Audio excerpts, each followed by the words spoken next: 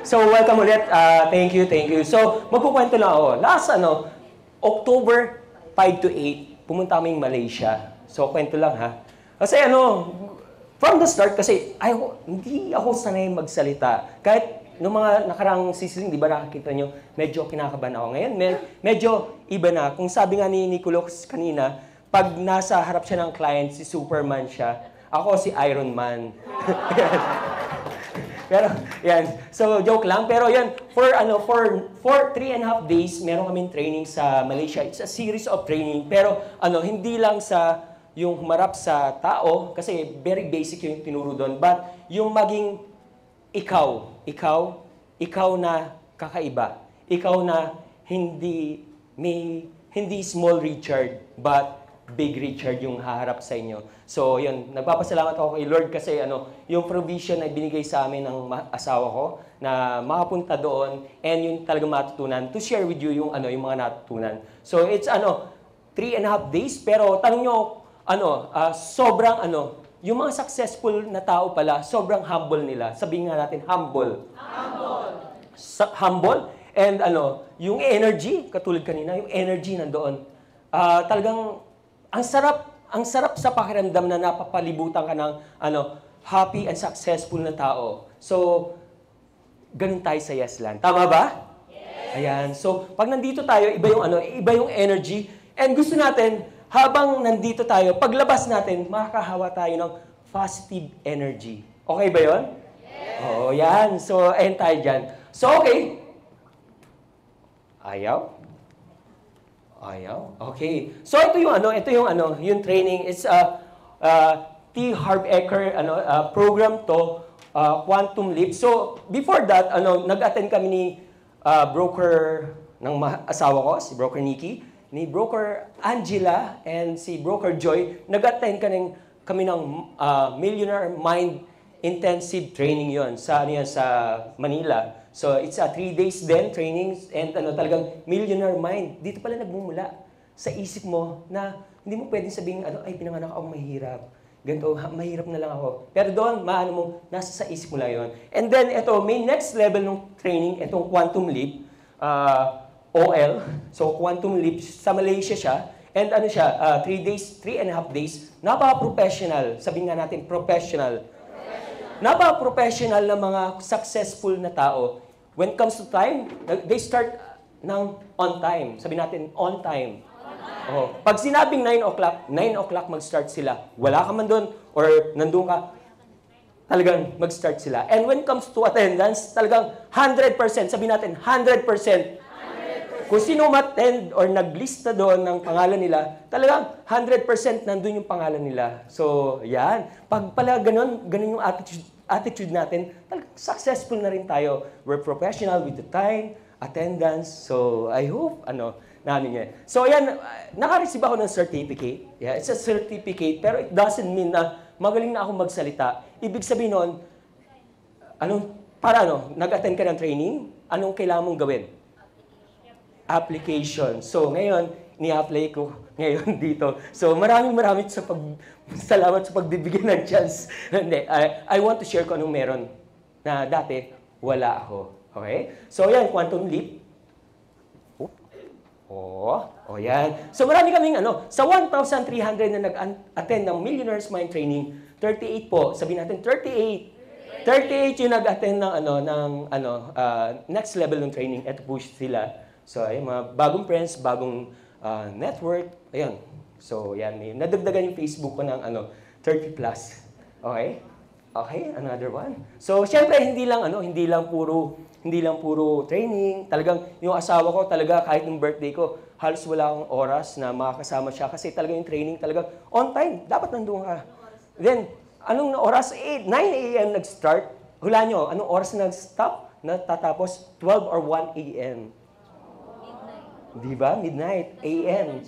Pero yung energy ko, pagdating ko ng bahay, yung energy ko nandoon, sabi, matulog ka na. Kaya lang, wala akong ininom noon. Wala nga akong halos kinain kasi sobrang tight no schedule. Pero yung energy iba, sobrang iba. So, but, after the training, nagkaroon naman ako ng time sa asawa, syempre, yan. So, quality time. So, pumunta kami dito sa Pinang. So fire station is pinakamataas na lugar dun sa ano, it's relaxing kasi nature, mahilig ako sa nature. And then, yeah, pumunta sa kung saan-saan. Sa temple. Okay, two things lang yung gusto ko i-share sa inyo. Sa marami kong natutunan sa sa training na yon, may dalawa lang ako munang i-share sa inyo ngayon. So, two things lang. Okay? So, number one, to be successful, hindi mo kailangan dito sa Yesland. Sino yung mga first timer dito? Ulit, pataas ang kamay. Salesperson training, pakitas ang kamay. Salesperson training. Yung wala pang 1 year sa Yesland, pakitas po ang kamay. So, yan. So, sabi dito, be the best student. Ulitin natin. Be the best student. So, hindi mo kailangan maging magaling ngayon, but kailangan maging magaling kang estudyante muna. Kasi continuous learning tayo dito. Tama ba? So, every day of our life, dapat minatutunan tayo. Tama ba? Kahit simpleng bagay lang, minatutunan tayo. Napakalaking halaga na. And, ayun nga, yung buhay natin, continuous siya. So, dito, as in, kahit simpleng bagay. So, yung learning kasi talaga, kahit top-notcher ka na, nakakita niyo yung mga top-notcher dito, kahit top-notcher na sila, nandun yung willingness nila na matuto pa rin. Huwag lalaki yung ulo mo pag isang taon, dire-diretso, ikaw yung top 1. Ikaw yung naging top seller, ikaw yung naging top broker. Huwag sanang lumaki yung isip natin o yung ulo natin. Dapat, humility is the birth of all success. So, yun, dapat kahit saan tayo dumating, ay ganun yung sa Tagayaslan. Talagang maging humble pa rin tayo to learn. Sabi, deadly words, ano yung deadly words sa mindset and attitude training? Alam ko na yan. So, for words, in English, ano siya? I know that already. So, wag masyadong malaki yung ulo natin kahit maging successful tayo. Tama ba? Yes. So, ganun yung ating culture dito. It's a culture of inspiration, not competition sa Yesland. Okay? So, be the best student, willing to learn every day of our life. Di ba? Next, overcome negative little boys. Kilala niyo yan? Oh. Yung little boys na yun, guys, ito yung minsan sasabihin sa atin, "Uy, hindi ka gwapo. Hindi ka pang real estate. Uy, hindi ka sexy. Hindi ka pang real estate. Uy, huwag ka nang umattend ng sizzling. Ganun lang din naman. So, may i-hour dan, ganun yung process." Ayun yung little boys. Kilala niyo na siya ngayon? Hindi niyo yung asawa niyo, ha? Ito yung little boys na nagsasabi sa atin, hindi ka magiging successful dyan. Pinanganak kang mahirap, mamamatay kang mahirap. Tama ba? May ganon, little boys? So ngayon, kailangan natin i-overcome yung little boys na yun. Sino may little boys dito? Taas ang kamay? Wala? Little boys? Okay. So, i-overcome natin yan. So, marami sasabihin, ay, huwag ka nang tumuloy kasi late ka na, huwag ka nang tumuloy. O, yung asawa mo hindi kasi sinusuportahan, huwag ka nang tumuloy sa real estate. Hindi mo kaya yan. So, ayun yung kailangan nating i-overcome ngayon. So, okay. Another one. Dito pala dapat. Sorry. Okay. May activity tayo ngayon. Okay? Activity. Okay, number 1. Meron kayong pen or notebook o sa notes, sa phone. May activity tayo, ha? Ito yung first question. As Yesland member, ano pa yung knowledge or skills na sa tingin mo ay kailangan mo to end 2023 strong? Ano pa yung skills? So, 3 lang. 3 skills na kailangan mo matutunan to end your year 2023 strong. So, I will give you 1 minute timer. Okay. Thank you, love. So, as Yesland member, ano pa yung knowledge or skills na tingin mo ay kailangan mo to end 2023 strong? Everyone, ha? Kahit stop, pwede list down ng 3 na sa tingin mong skills na kailangan mo to end your 2023 stronger. Okay? Time start now. Okay? Tapos na. Okay, thank you. Pakisabi sa katabi, thank you for sharing. Okay. Ngayon naman, I need 2 na gusto mag-share. Oh, sino gusto mag-volunteer? Pakitayo. Okay, tayo po ang gusto mag-share. Okay, dalawa lang po ito ha. Gusto mag-share, dalawa. Tayo na po. Pag may gusto ka, dapat tumayo ka or lumakad ka. Okay. Yes. Thank you. Okay, ito na. Ayan. Okay. So, pakilala. And, ano? Yan. Ayan, ito pala. Sorry. Pakilala, tapos sabihin natin. Sige. Ako nga pala si Alma B. Beltran, UAS. Sabihin natin, hi Alma! From Team Jerusalem. UASP, na-accredit ako noong September 26, and then nakabenta ako noong October 1. Okay. Ito. Okay.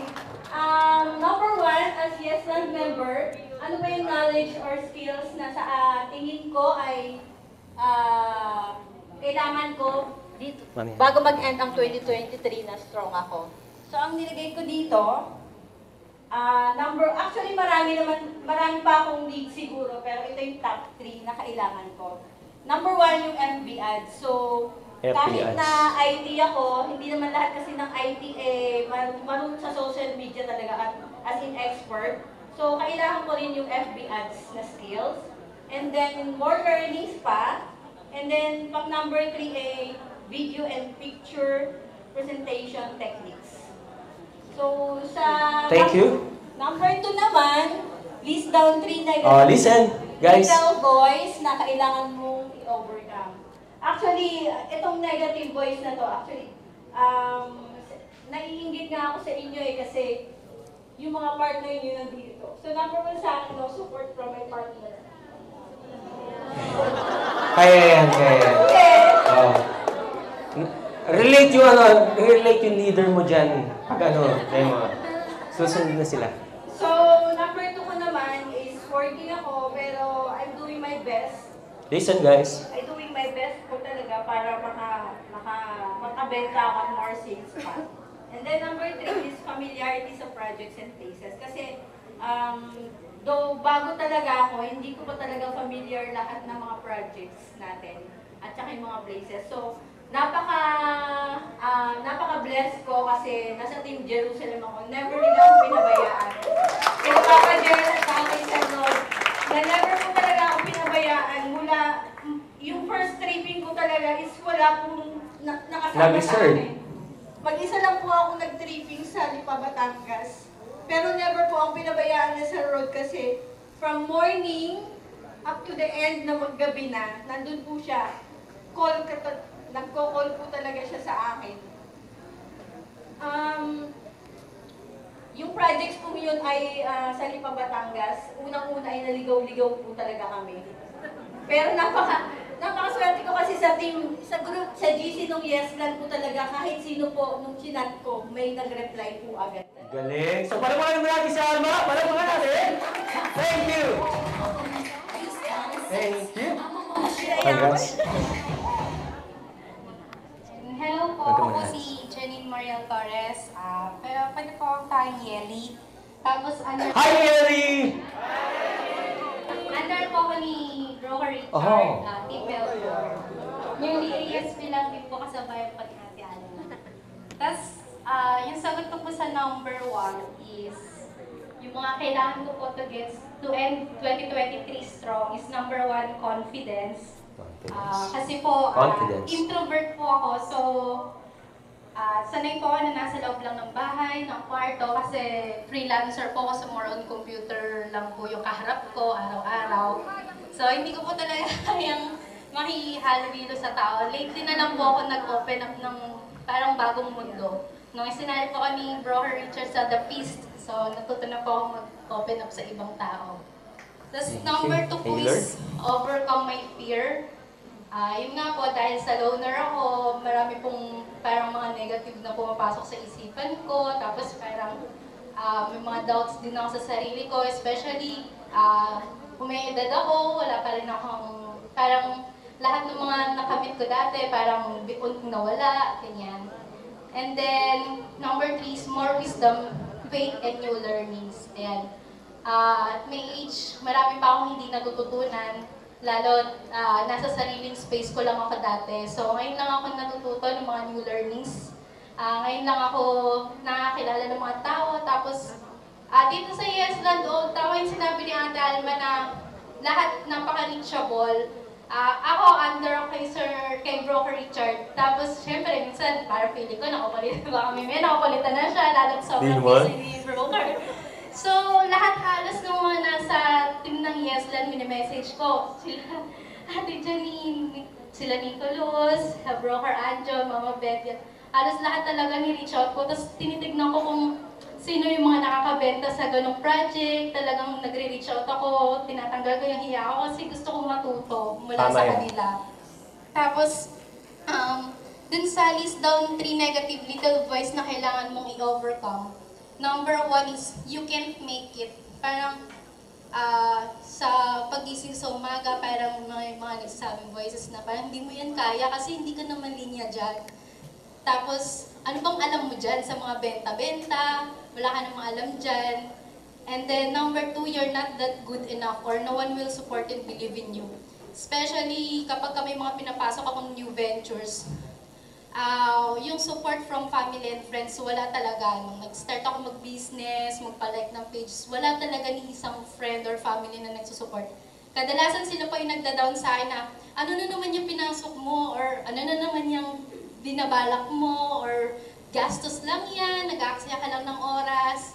Laging ganon. So, natutunan ko na kapag wala ka na ipakita sa kanila na outcome, yung sa process mo, paano mo nakapit yun, hindi sila magsusupport sa'yo eh. So, kailangan mo talaga silang pakitaan ng outcome. Kasi nung time na, nung medyo kumita ako, nag-boom yung mga tinayo ko, doon lang sila yung parang nagiging proud, doon ka lang nila nakikilala. So, kailangan talaga natin ng outcome.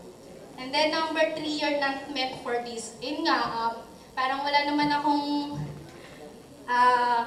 alam dito sa pag-real estate na to.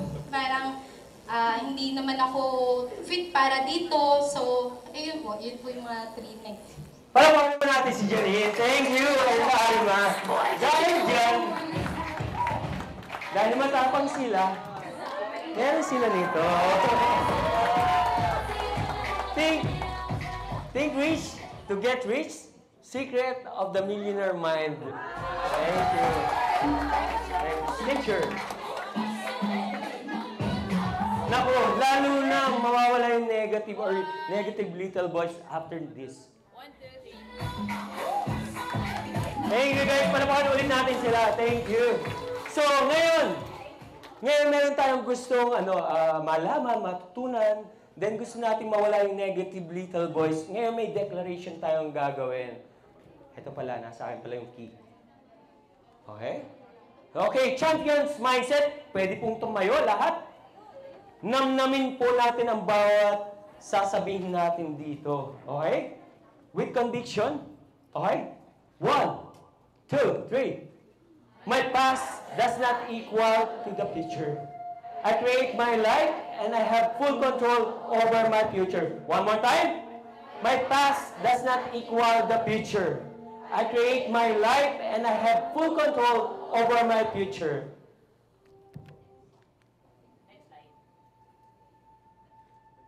Next slide, please. I deserve to be rich and successful because I add value to people's lives. My capacity to learn and earn expands day by day. Another one. I deserve to be rich and successful because I add value to people's lives. My capacity to learn and earn expands day by day. Next. I always pursue my mission before commission. I am a blessing magnet and I'm guided by God at every moment. Last. I always pursue my mission before commission. I am a blessing magnet and I'm guided by God at every moment. Thank you, everyone. So, mari na po tayo makuha. Let's ask for guidance sa lahat ng gagawin natin. Personal man yan, business man yan.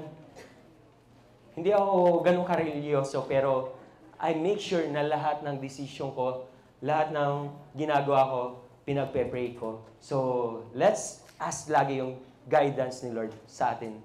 Maraming salamat.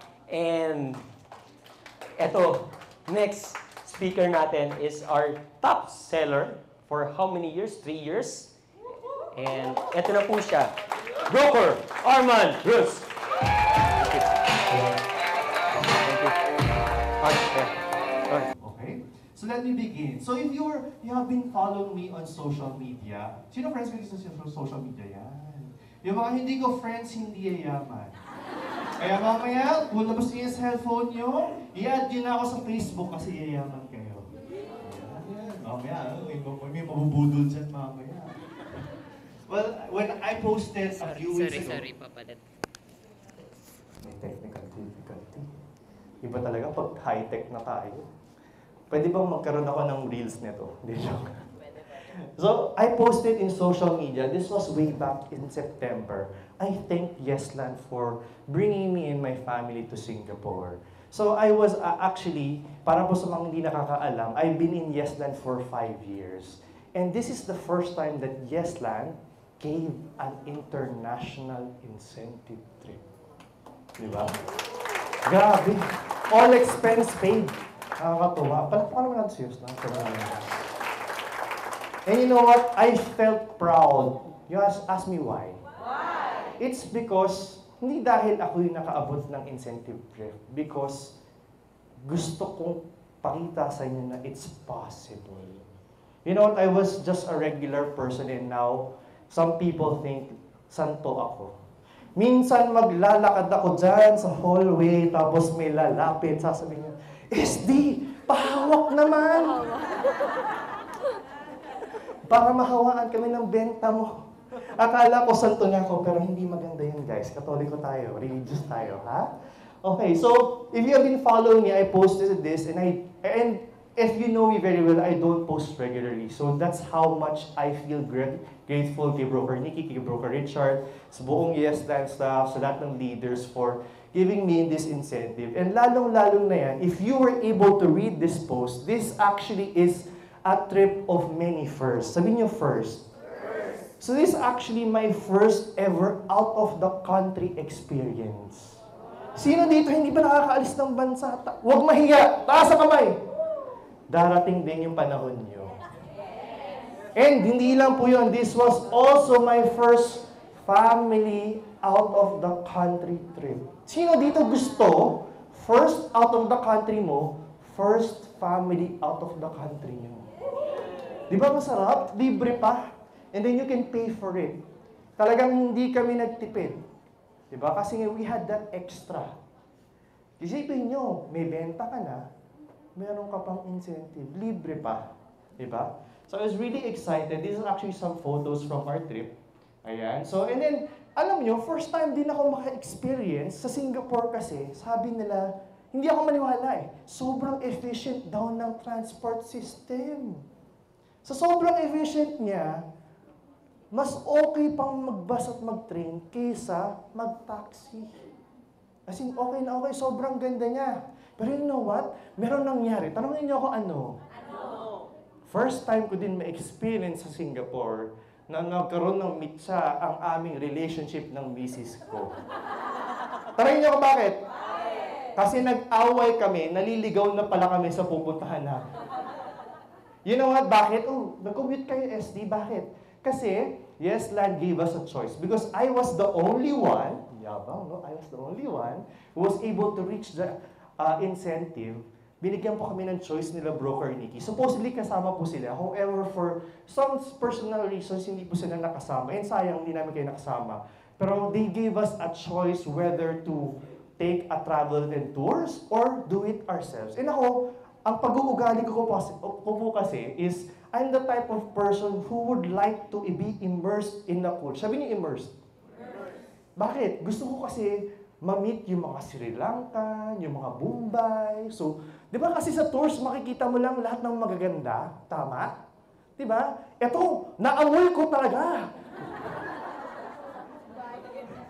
Sabi ko, ano ba naman yan? Totoo pala yung sinasabi nila na smelly.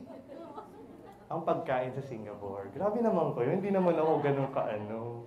Pero you know what? I really enjoyed the experience being immersed in Singapore. Hindi lang po yun. This is actually one of my dreams. Sabihin niyo Michelin star. Di ba sa YouTube, ako mahilig ako manood. Sino mahilig manood ng mga food vlogs dito? Taas ang kamay. Ayan. Sino mahilig manood ng mga TikTok videos about food? Ayan. Itong Michelin star na to, naririnig ko lang sa YouTube. Sabihin niyo YouTube. And ngayon, it was one of my dreams to taste a Michelin star level food. And alam niyo, it did not disappoint. Ask me why? Sobrang sarap niya. And na nakakapagtaka doon, ang ginamit lang nila, sabaw tapos white pepper. Ang tawag doon sa kinain namin, bakute.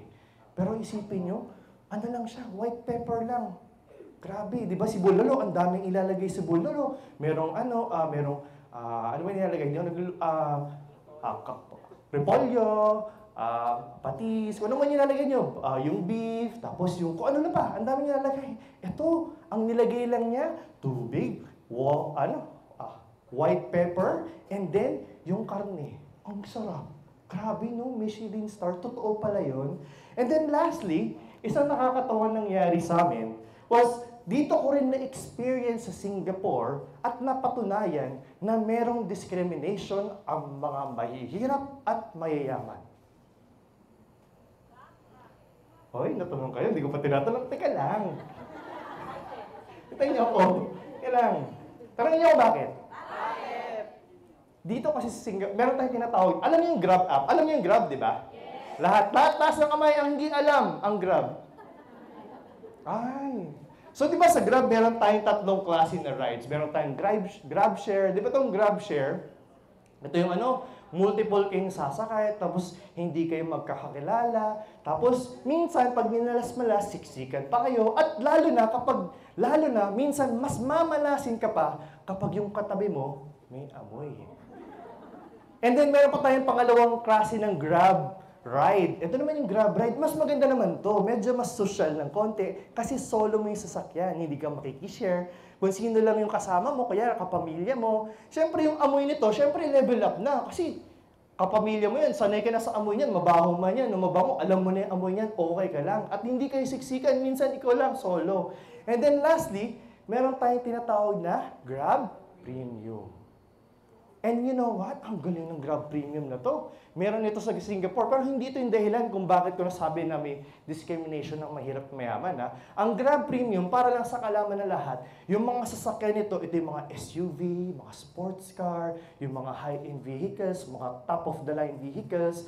Tapos, kapag van to, di ba pag yung mga regular na sasakyan, anong gagawin natin pagbukas ng pinto?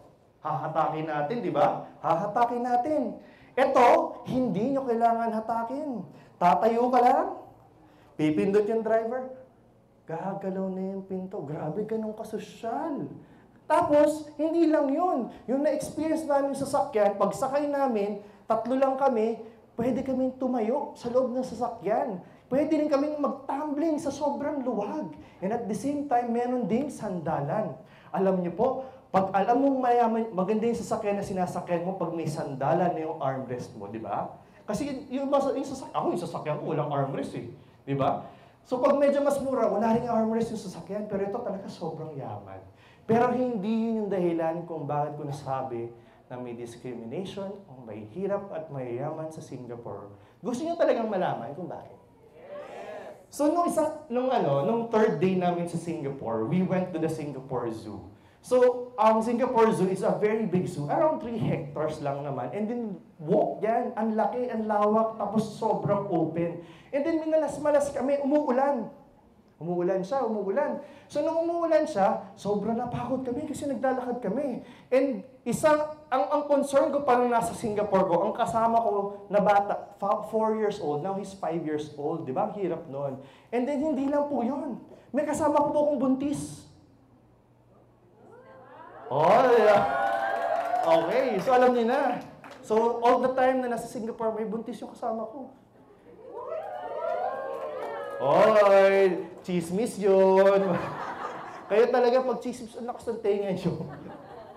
So, may kasama pa ako buntis, so hirap na hirap kami. Di ba? Pagod siya, pagod ako, pagod si Miguel. Tapos, tingnan niyo naman kami, mukha kami mga basang sisil. Tingnan niyo naman ako. Eh, ano, si Miguel, ano ba naman to? O, di ba? Sabi ko sa inyo, yung Singapore Zoo ko, umabot na ako dito eh. So, tingnan si Miguel, halos nagchinelas na lang siya kasi yung sapatos niya, basang-basa. Tapos nagpalit kami ng damit, hindi yan yung suot namin ng pagpunta. Kasi ang lakas ng ulan. Ano ba naman yung ulan? Alam niyo, baya, dagdagan niyo to, ulan. Kuya Mark. Kasan si Kuya Mark? Ano ba naman yan? Ang ganda na ng talk ko, gwapo na ako eh. Alam mo yun, nandun na ako. Bumaba pa ako. Anyway, grabe. Tapos, ang matindi dyan, yung sapatos ko, etong suot ko, basang-basa.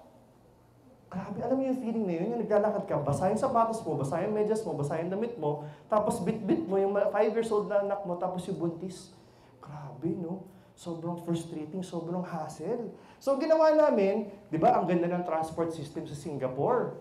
Siyempre, mas maganda, mas mura kang mag-train, mas mura mag-bus, pero dahil pagod na kami, tapos basang sisiw na nga kami, hindi na kami nag-bus, hindi na kami nag-train, nag-book kami ng Grab. So, nag-book si Dan ng Grab, naghintay kami. Di ba doon sa app na Grab, meron doon waiting for drivers to accept, tama?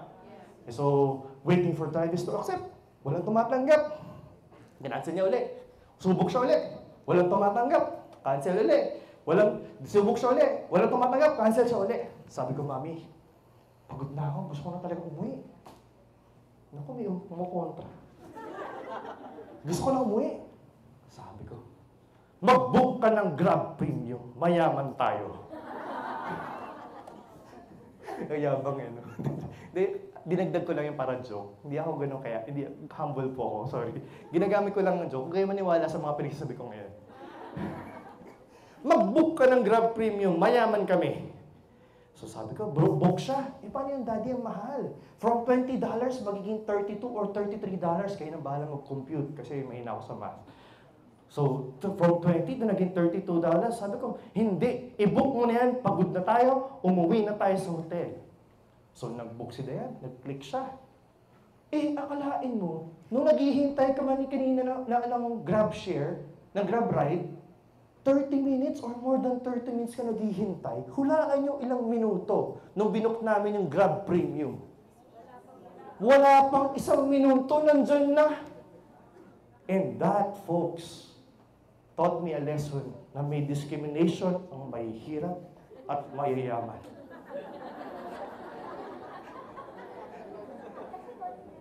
Kaya, i-goal natin sa susunod na eleksyon na maging mayaman. Pero kidding aside, I was really blessed. Thank you very much talaga. Sobrang nakakatawa. Even though people are asking me how was Singapore, it was an experience, I would say. It was fun. Pero you know what? If you understand me, tatay kayo. Sinong tatay dito? Taas kamay? Sino dito yung nakapag-travel na yung kasama yung anak nila, tapos marami sila, maliliit pa? Ang hirap, di ba? Mahirap, di ba? Mahirap. And you would understand me, na you would say na it's hard. But you know what? I will never trade the experience of having that hardship and joy being with them. Because money can never buy those experiences. Yes. Palakpakan. Nakatingin ka sa akin, ha? Ilang minutes pa? Ayan. So medyo panalangin nyo na si Ishil ay pagbigyan pa ako ng mga another 10 minutes para umabot ako. Kasi maganda yung message natin today. Today, I'll be sharing to you pakita ko lang, yung mga pictures namin, Grab ride. Tignan nyo naman kung gaano kaluwag. Diba? Paanang anak ko yan, nakasandal na ako. Pamutik na ako mahulog. Paanang anak ko yan, nakasandal na ako. Pukulang na lang, pwede na akong humiga. Grabe. Sobrang automatic. Pati upuan sa likod, automatic. Pwede mag-tumbling. Sobrang luwag. Tignan mo naman yung itsura niya. Pagod na pagod, do. Ayan. So today, I'll be sharing to you 3 ways to conquer new heights. Pwede bang pasabi sa katabi nyo? Pili kayo ng 3 tao. Can you tap 3 people around you and say, let's conquer new heights. Let's conquer new heights.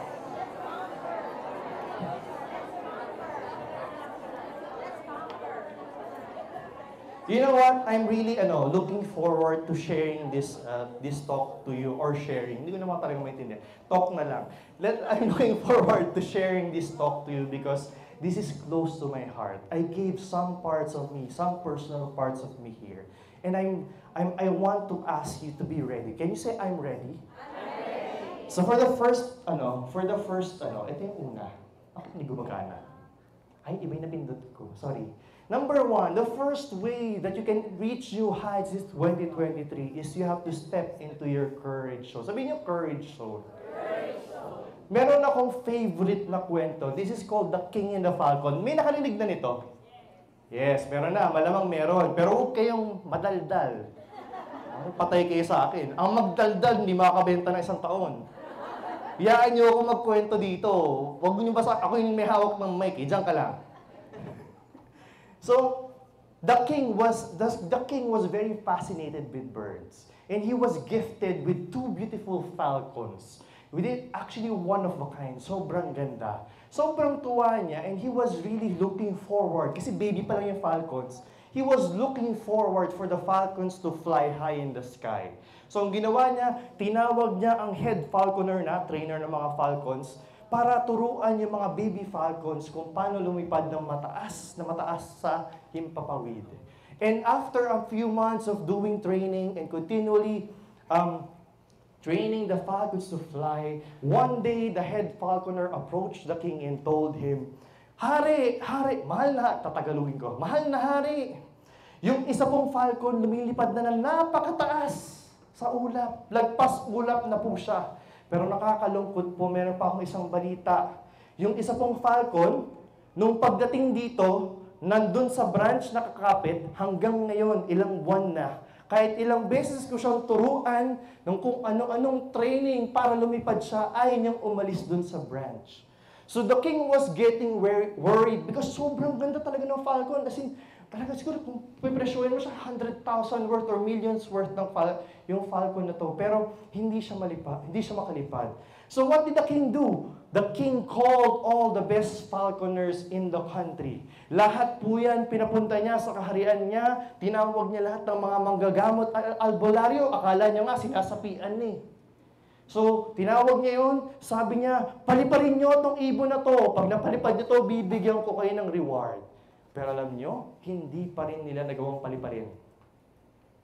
And then one day, may dumating na farmer. Yung farmer, sabi niya, mahal na hari, narinig ko ang inyong problema patungkol dun sa falcon. Bili ko magtagalog. Patungkol dun sa falcon. Okay? Nandito ako para subukan ang aking kagalingan para paliparin yung falcon sa sky. And this, yung hari,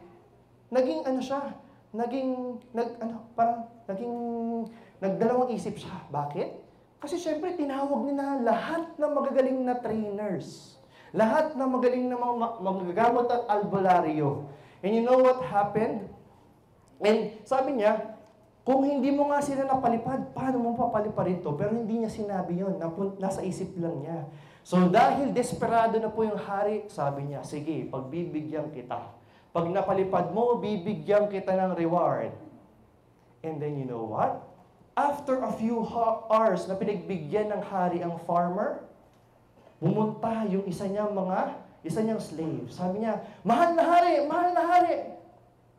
Yung falcon lumilipad na. At hindi makapaniwala yung hari. Sabi ng hari, totoo? Pumunta siya, dali-dali, tumakbo yung hari. And nagulat siya, lumilipad na nga. Lumapit siya dun sa farmer, tinanong niya, paano mo napalipad yung falcon?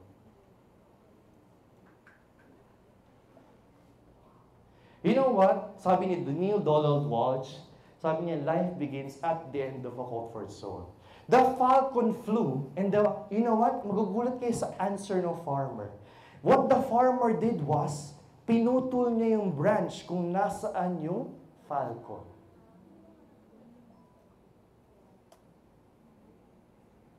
And this, sabi ng farmer, napansin ko po kasi mahal na hari, ito pong falcon na to, sobrang komportable niya at sobrang relax na lang siya dun sa branch. So ang ginawa niya, pinutol niya yung branch. So wala nang choice yung falcon kundi lumipad. Ay, galing, para kayong quiet. So pa nga, lumipad. Ang galing. Sabi ni Neil Donald Walsh, life begins at the end of your comfort zone. The branch was his comfort zone. And you are the falcon. Sabi dito, have you been holding on to certain things in your life? Because it's comfortable, easy, and convenient. Alam niyo po ba, meron tayong tinatawag na 2% mindset. The 2% mindset says that people who stays in their comfort zone stays forever where they are. And those who step outside of their comfort zone and go into their courage zone live the best lives that they'll ever have. And that is what the falcon did. Tinanggal yung branch, nawala yung comfort, lumipad siya ng napakataas. He went to new heights. He conquered new heights. And that is number 1. I invite you after this to step into your courage zone. Why? Ask me why. Look at the second question. Who is directly being affected by choosing to play it safe? Procrastinating or settling for the bare minimum of work. Sino? Ikaw ba? Hindi, di ba? Bakit ba tayo nangangarap? Para kanino? Ako para sa misis ko. Para sa anak ko. Kayo? So if you stay inside your comfort zone and you don't step outside your courage zone, who is being directly affected? Yung fear of not talking to that next client or not calling that next client. Yung being comfortable na hihiga na lang ako sa bahay. Ang sarap, malaki naman yung sweldo ko. Pero hindi mo alam, baka bukas may mangyari sa'yo, mawalan ka ng trabaho. And I invite you to go inside your courage zone. And I have a last question. Will this mindset help you reach your dreams and aspirations? Definitely not. Let's go to number 2. Number 2 is embrace positive change. Pakisabi, change. Okay pa kayo? Parang seryoso nyo. Embrace positive change. You know what? I entered Yesland way back in 2018. Exactly 10 kilos lighter. Ang hina na. Hindi nakuha yung joke ko. Exactly 10 kilos lighter. Ilan lang dito nang tumawa. Okay na yun. And kita-kita naman, sobrang payat ko nun. And then, you know what? This is actually a change in my life. Before I entered Yesland, I was an online business store. I was already earning good. In fact, I was earning 6 digits already, and I didn't need to do this anymore. But you know what? I needed the change. I became complacent earning 6 digits. And I told myself, I want to do something that I will do forever. Sabi nga ni Kuya Gary kanina, nagda-lunch kami, ang real estate, pwede mo siya gawin kahit 70 years old ka na. I was having that mindset. You know why? Because we were having our first baby ni Dayan, si Miguel. When I entered Yesland, kakalabas lang niya, wala pang weeks. I transferred. I tried a different industry. And nakakatuwa lang dun, I resigned or I stopped my business June 2019 because I had the support of my mentor, si Broker Richard, and the whole Yesland staff and the leaders. Kaya po naging confident ako. And then syempre, nagtuloy-tuloy po yung benta ko. And you know what? When I resigned on June 2019, I started a journey towards one goal. You want to know what my one goal was? I was not able to hit it 2019, 2020, 2021. Tapos, ang masaklap doon, I really got frustrated. But you know what? I'm very thankful because I had mentors before. I was trained very well before. And I knew that I had to do something to improve myself. Tignan natin, tingin tayo sa ating slide. The journey towards our goal is a constant and never-ending process of change. The more you grow and reinvent yourself, the more you come close to your goals. So every year that I failed from 2019 to 2020 to 2021, I was really frustrated. But you know what? I didn't let the frustration stop me. I tried to reorganize myself, controlling ko yung emotion ko, tapos nag-reflect ako, tapos nag-isip ako, ano bang ginagawa ko na kailangan kong baguhin? So therefore, may na-realize ako, I unlearned. Say unlearned. And then when I unlearned the things that I need to unlearn, I learned new things. And then, ginawa ko, 2020, ganun uli ginawa ko. Nag-fail ako ulit, pero I was able to hit a higher total personal sales.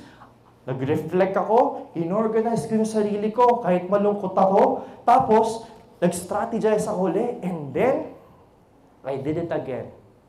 And then 2020, I failed again. 2021, I did it the same. But you know what? Come 2020, 2022, I was blessed to reach my 100 million goal. And that is the reason why I was able to go to Singapore. Because you know what? During that time, akalain mo, yung goal ko lang, naging incentive pa. I didn't know that YesLand would have that goal. Diba? I didn't need that extrinsic motivation. I was already motivated because this is what I was doing. Pero na timing lang. Ay, nakakatuwa yung timing. I had the 100 million and then, takot ako Singapore. Grabe no, sobrang ganda. Sino gusto nun? Maso-surprise ka na lang, meron pang additional, no? Pero rather than focusing on that, I want you to focus on this next slide. When you're a level 5 person, you get level 5 results. But if you can grow into a level 10 person, you will get level 10 results. Tulad ni Broker Richard, I haven't attended Millionaire Mind, pero I'm an avid reader of the Secrets of the Millionaire Mind. And sinasabi ko sa inyo, basahin niyo siya. Recently, just in 1 month, I was able to read it for the 6th time. Sabi niyo 6th. And always, and almost always, something strikes me. Something I can use to level up. And right now, I'm also leveling up. Pero let's focus on this slide. Sabi dito, if you're a level 5 person, you'll get level 5 results. Meron akong kakilala. Kasama ko dati, nag-in-house ako dati sa Ayala. Wala siyang benta. Isa lang yung kliyente niya, takot na takot siya. Takot na takot siya. Ay ano, isa lang. Tapos excited siya. Kasi baka daw mabentahan niya. Nag-iisa. In 1 year, isa yung kliyente niya. Pero you know what? Hindi siya nakabenta. Tapos lugmok pa siya. Hindi siya nagtrabaho almost 3 months. Anong klaseng tao yun? I think he's just a level 1 person. Why? Because yung problem niya is for a level 5 person. Benta lang yun eh. Naks, yabang, benta lang yun. No? Pero get my point? There are certain levels to your problem. Assess yourself. What level are you in right now? And what level are you trying to go? Are you trying to go at 5 million per month target? And the question is, are you the type of person who is already ready for that 5 million per month na benta? Ako personally, I was trying to target 10 million per month sales. Pero I wasn't able to target it because I was not that person. I was not ready. And I invite you to embrace positive change. You ask me why? Why? Because akala ng tao, kailangan ibigay lahat ng strategy sa inyo. Pero at the end of the day, sabi nga ni SD Carol, ni Broker Richard, ni Broker Nikki, lahat ng leaders dito, you have to be in a continuous and never-ending process of change. Why? Because you have to be that person first before you can have what you're looking for. Ulitin ko po, kailangan po maging ikaw yung tao na gusto mo bago ka maabot yung gusto mong abutin. Isipin nyo, it took me 3 years to get to my 100 million goal because I was developing into the person that can reach over 100 million. Number 3. This is the last. Number 3, accept God's call. Can you say God's call? God's call. You know what? What's weird? When I was reaching my 100 million goal, the Lord was not asking something about strategy, about planning, about skills. Iba yung hinihingi niya. Pero before I proceed with that, let me read this first to you. Di ba pag nagpipray tayo, pag nagdadasal tayo, di ba humihingi tayo ng blessings kay Lord? Tama? Specific, hindi. Minsan, sasabihin, Lord, gusto ko siya. Gusto ko siya mapasakin. Di ba? Napupunta siya sa akin. Lord, gusto ko nung bag na pula, yung mahal, yung Louis Vuitton. We're very specific with our prayer. Pero take note, when we pray, it never gets answered. Sabi dito, when we pray, we often expect to get the exact version of the answer that we want. Sinong guilty nun? Taas ang kamay. Huwag na kayo mahiya. Grabe naman ang kapal na mukha nyo kung hindi ka gano'n. Di ba? We expect to get the exact version of what we want. Kung paano natin siya dinescribe, kung paano natin siya sinabi kay Lord, kung paano natin siya pinagdasal, ganun na ganun yung gusto natin. Ganun na ganun yung gusto natin. Tama? But you know what? He will never answer you in the exact way that you want it. Ulitin ko po, even though you have an exact prayer, He will never answer you the way that you want it. He answers it. He answers our prayer in His own ways and own terms. So when I was praying for my 100 million goal, hindi ayaw ni Lord eh. For the past 3 years, I was praying for it, pero hindi niya binibigay. Sabi niya, it's not the right timing yet. It's not the right moment yet. Kanina kausap ko si Broker Jelay. She asked me. Kausap ko siya. Sabi ko, alam mo, Broker Jelay, may tinanong siya sa akin. Nakalimutan ko na eh. The reason why I think binigyan ako ni Lord ng maraming sales, because I have this gift of helping you in sharing what I can. And that is the reason why He gave me these sales. It's not because kailangan ko. I think it's because He just wants me to share to you and help you. And you know what? Sabi nila, may question ako. Do you have sino dito may unanswered prayer right now? Madami, no? Siguro yung iba sobrang bigat. Tama? May mabigat? Ang question ko, baka yung prayers mo, nasagot na ni Lord, hindi mo lang nakikita. Dati kasi, when I was praying, I was also the same. Tulad nyo. I was expecting the same answer na gusto ko. Pero alam nyo, may na-attendan akong isang feast ni Brother Bo. Sabi niya, your prayers minsan has already been answered. Bulag ka lang. Minsan, nagpe-pray ka for the perfect partner. Bulag ka lang, katabi mo na pala. Di ba? Minsan, nagpe-pray ka for the perfect sale. Minsan, nagpe-pray ka lang for 5 million sales. Gusto mo makabenta ng high-end. Bulag ka lang. Magaling ka magbenta ng 2 million. Bakit hindi mo na lang magbenta ng mas parami? Nakuha niyo? And personally, sabi niya, I had this conversation with Ate RP one time. Sobrang nakakatawa. She said this to me. Obedience is the key that unlocks God's promises. Ulitin ko po. Obedience is the key that unlocks God's promises. Ang ganda nito. Sabi nila, lahat naman tayo, sabi ng conversation namin, sabi niya, lahat tayo may promise na si Lord. Naniniwala kayo? Ako naniniwala ko dun eh. Pero the thing is, kung hindi ka naman masunurin dun sa gusto niya, hindi mo mabubuksan yung pintuan ng promises niya. And that is exactly what I did in 2020.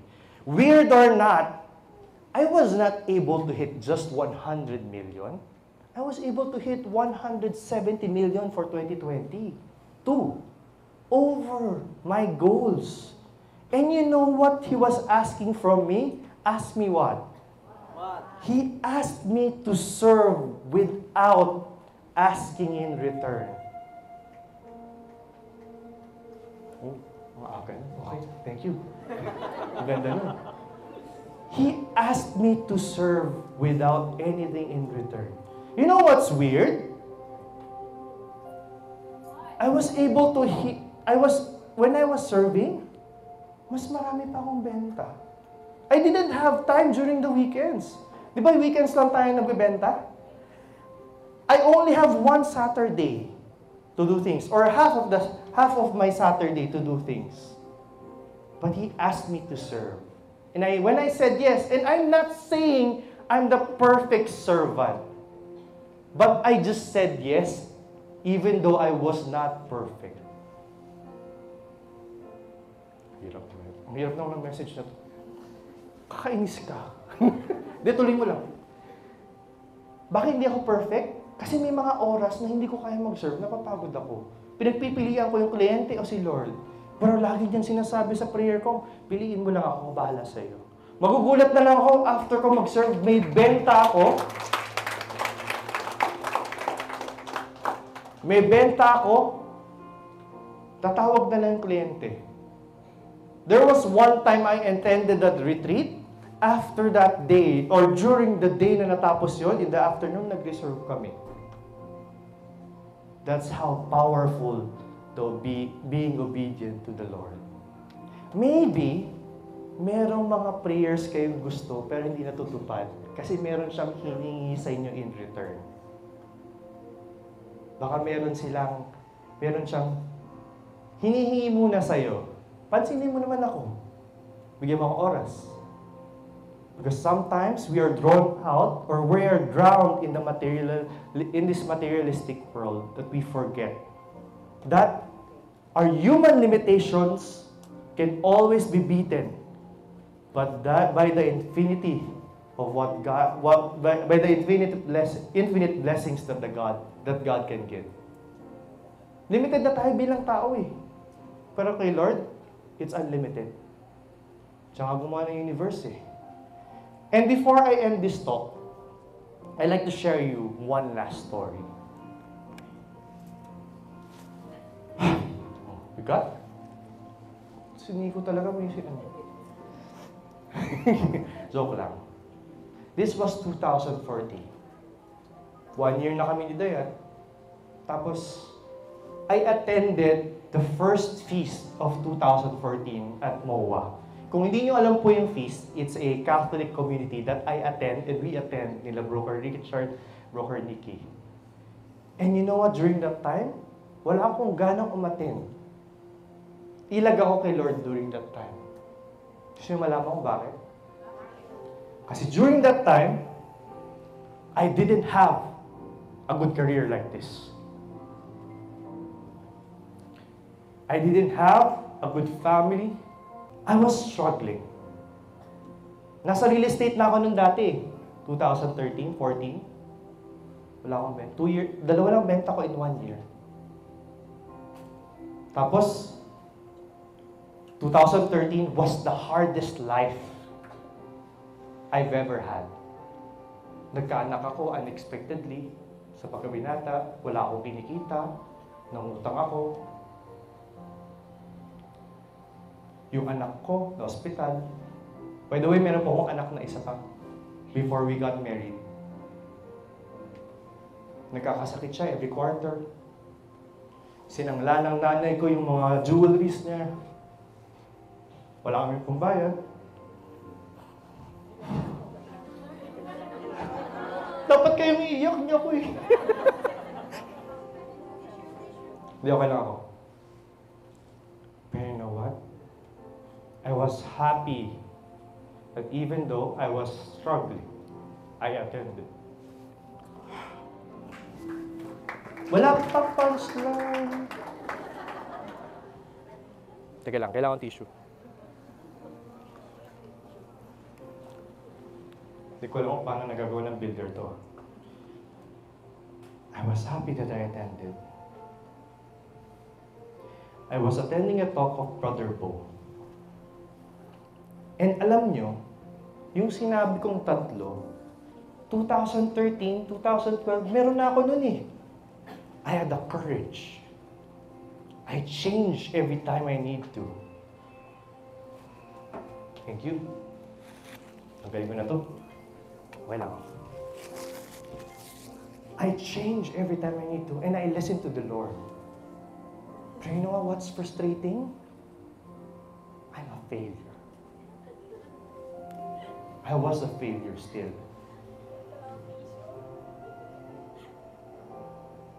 And natutuwa ako, nag-attend ako. Ask me why. But because this was lacking.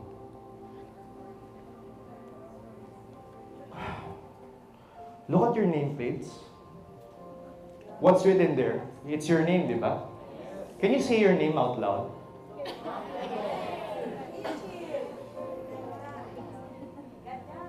I don't know who you are. I haven't met you.